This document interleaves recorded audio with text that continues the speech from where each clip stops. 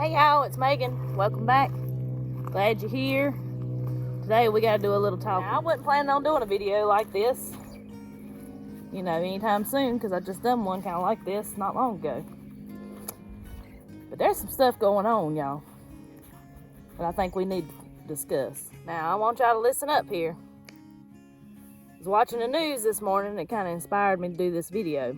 Now, I ain't one that normally watches the news, okay? I'm just going to go ahead and say that first and foremost, but we was waiting on the weather to come on this morning and see what it was going to be like this weekend, because we got a chance of frost, I believe, Saturday night. So we got some tender plants and stuff that will need to be covered up.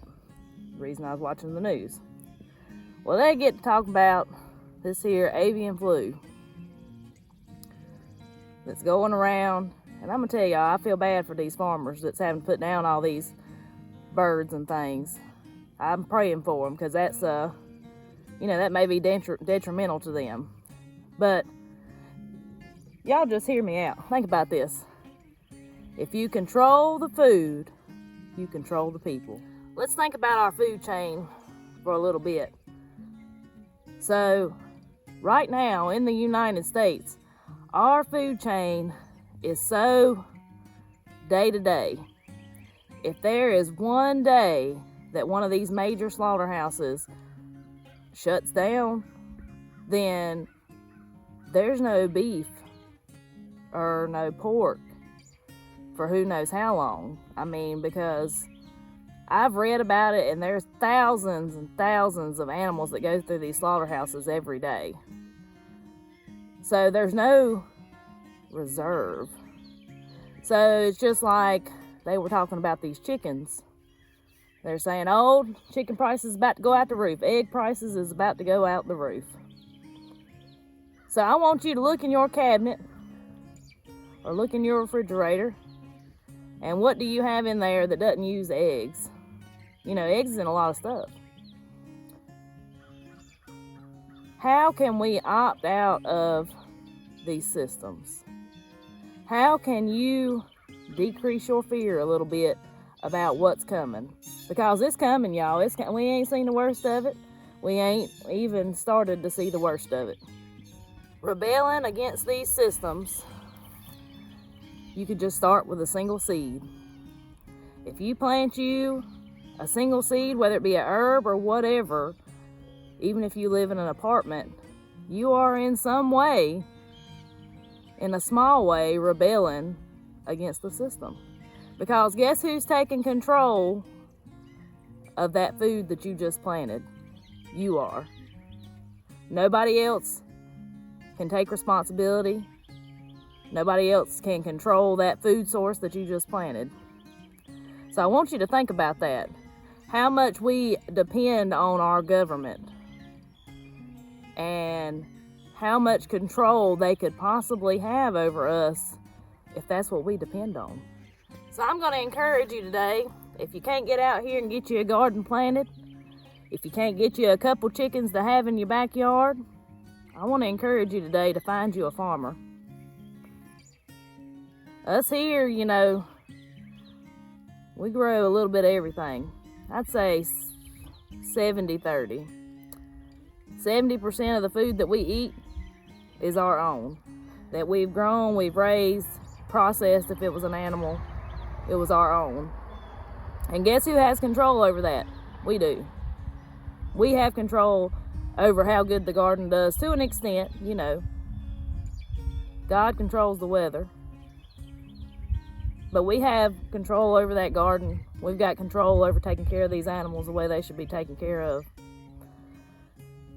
And this avian flu, I've been called a conspiracy theorist a few times in my life. I never considered myself one until here in the last couple years. But they need to just quit calling them theories, y'all, because it keeps coming true. But, the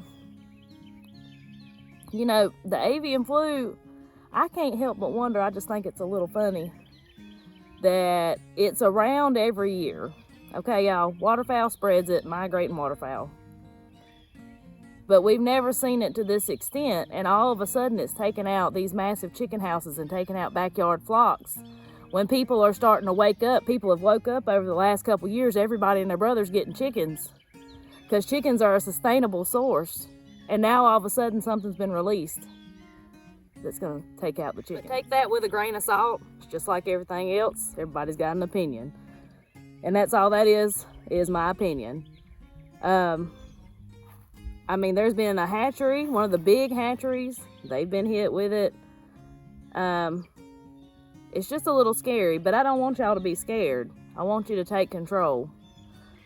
And when you buy from a farmer, that is the way that you're taking control, because you're not dependent on these government-run sources, and you're not dependent on the government to fill up your grocery stores. You're not dependent saying, oh my goodness, I'm going to the grocery store. Oh my goodness, they're out of milk today. Oh my gosh, the eggs were $10 a dozen today.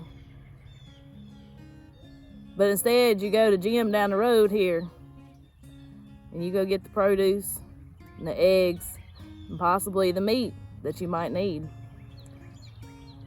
A lot of people are waking up. A lot of people are still asleep though, y'all. And if they ain't awake by now, I don't think they're gonna wake up. And that's just, again, my opinion. So I think instead of trying to get all these people to wake up, it's time for us just to buckle down, get busy. It's coming the time of year where you can grow your own food or find your own food source. Take control of your life. You can do it, y'all. I got faith in you. So this video is just, I decided to make it just to remind you, don't be afraid. This is not fear-mongering. I don't want y'all to be afraid. If you're watching this, don't be afraid. Buckle down and take control, because you can. You can buckle down and you can take control and start opting out of these systems.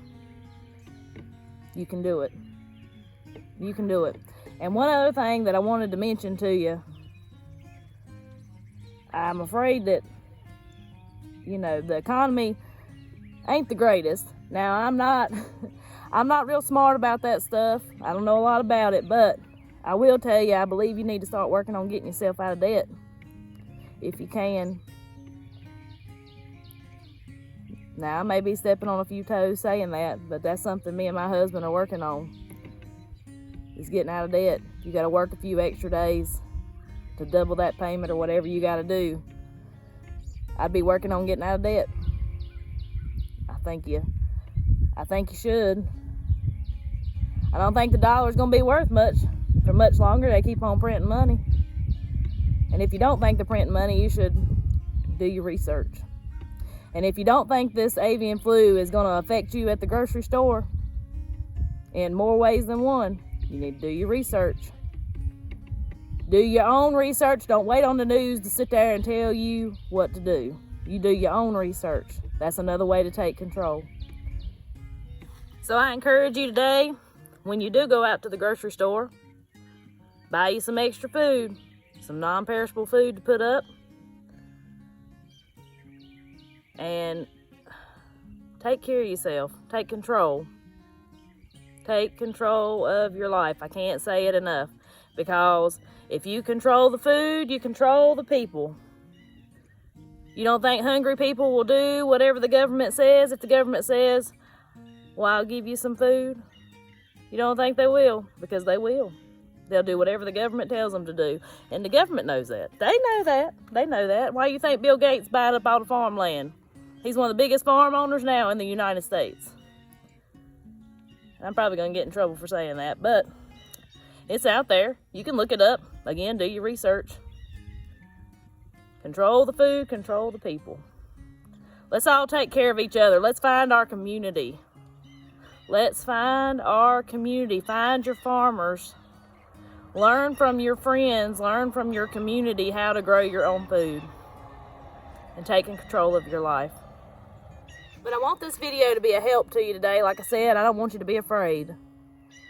And I hope this video has encouraged you and put some fire under your tail to get out here and take control of your life. Take control of your food. Just take control. And I think you'll be pleasantly surprised. Is it hard work? Absolutely. But you know what? I'd rather be out in the garden hoeing when it's 500 degrees outside than be bowing down to somebody in the government. You want me to be honest with you? So, I hope, like I said, I hope this was an encouragement to you. I encourage you not to be afraid, to buckle down and stay busy. And I'll talk to y'all next time.